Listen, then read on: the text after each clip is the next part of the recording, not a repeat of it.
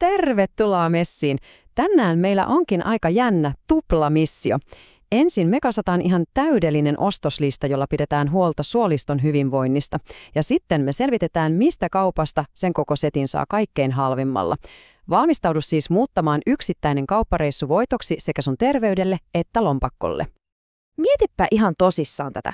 Entä jos voisit yhdellä ainoalla kauppareissulla tehdä ison palveluksen sun vatsalle ja samalla säästää ihan selvää rahaa? Kuulostaa aika hyvältä diililtä vai mitä? No, juuri tähän haasteeseen me tartutaan tänään. Okei, tämä luku on aika pysäyttävä. 70–80%. Siis mieti, suurin osa sun koko immuunipuolustuksesta, se asuu sun suolistossa. Joten joo, silloin todellakin väliä, miten se voi. Tämä ei ole mikään pikkujuttu. Ja koska tämä homma on näin iso juttu, niin on aika kaivaa työkalut esiin. Me kasataan nyt semmoinen ostoslista, että nämä ei ole mitä tahansa ruokia, vaan nämä on sun henkilökohtaisia työkaluja, joilla rakennetaan parempaa suoliston terveyttä.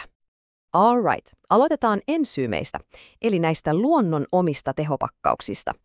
Jokaisella näistä hedelmistä on niin kuin oma salainen aseensa.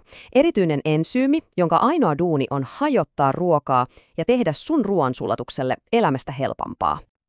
Ja tämä on muuten ihan uskomaton fakta kiivistä. Tämä ei siis ole mitään huuhaata.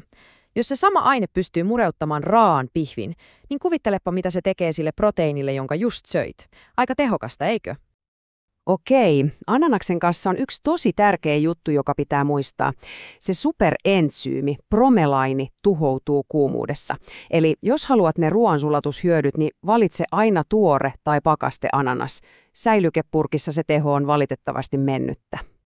No niin, työkalupakkin seuraavat osat.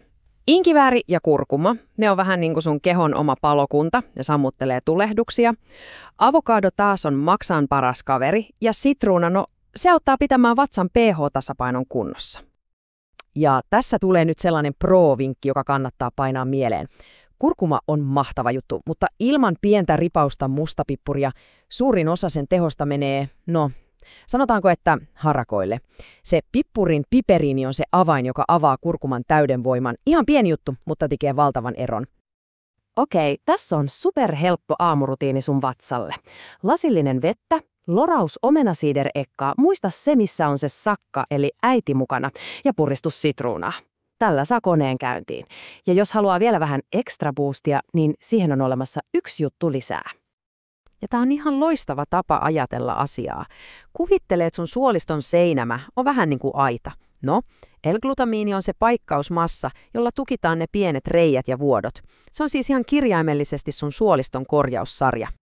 No niin, seuraavaksi me tarvitaan vahvistuksia. Puhutaan probiooteista, eli niistä hyvistä bakteereista.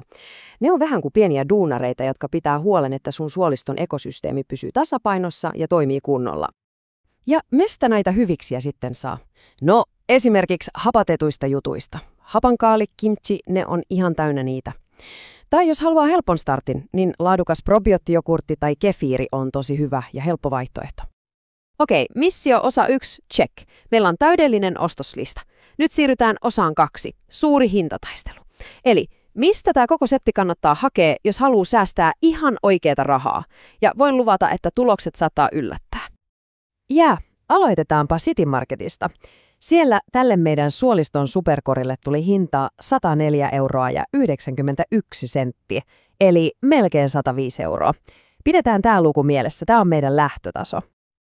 Seuraavaksi vuorossa Prisma.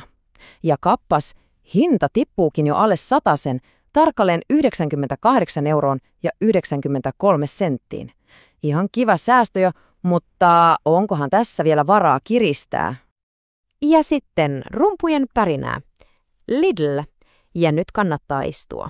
Tismalleen sama ostoskori 87 € ja 31 senttiä. Siis ero on ihan valtava. Kattokaa nyt tätä. Kun nämä kaikki 3 summaa laitetaan vierekkäin, niin ero todellakin hyppää silmille. Ei ole ihan sama, mistä kaupasta ne ruoat hakee. Ei todellakaan. Ja tässä se on, se kaikkein täykein luku koko vertailussa. 17,60 €.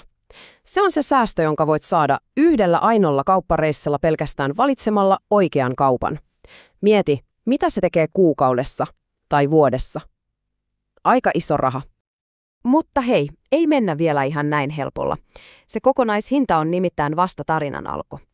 Vaikka Lidl oli kokonaisuutena halvin, se todellinen älykäs shoppailija katsoo pintaa syvemmälle yksittäisiin tuotteisiin. Ja tämä taulukko on aika paljastava. Katsokaa nyt vaikka kadetjuustoa, yli 60% hintaero. Tai kofeiiniton kahvi, yli 75%. Se on ihan järjetöntä. Mutta sitten, yllätys, yllätys, appelsiinit ja kurkut olivatkin Citymarketissa halvempia.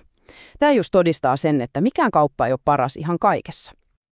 Okei, ollaan puhuttu ostoslistoista ja hinnoista, mutta ennen kuin paketoidaan tämä homma, niin puhutaan hetki niistä asioista, jotka ei maksa yhtään mitään. Koska usein ne kaikkein tehokkaimmat terveysvinkit on täysin ilmaisia. Nämä on niitä perusjuttuja, jotka unohtuu helposti.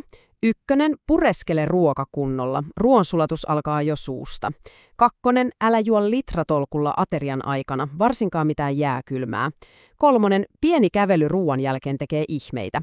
Ja jos vatsa vaan jatkaa oireilua, niin kannattaa kokeilla jättää vaikka maito tai gluteeni pariksi viikoksi pois ja katsoa, mitä tapahtuu. Ja lopuksi haluan jättää sut pohtimaan yhtä asiaa. Me ollaan nyt käyty läpi, mitä laittaa ostoskoriin ja miten säästää rahaa. Mutta on yksi juttu, joka voi vesittää kaiken tämän hyvän työn. Ja se on stressi. Joten kysymys kuuluukin, sen lisäksi, että ruokit sun kehoa, niin miten sä oikeasti ruokit sun mieltä? Siinäpä vasta miettimistä.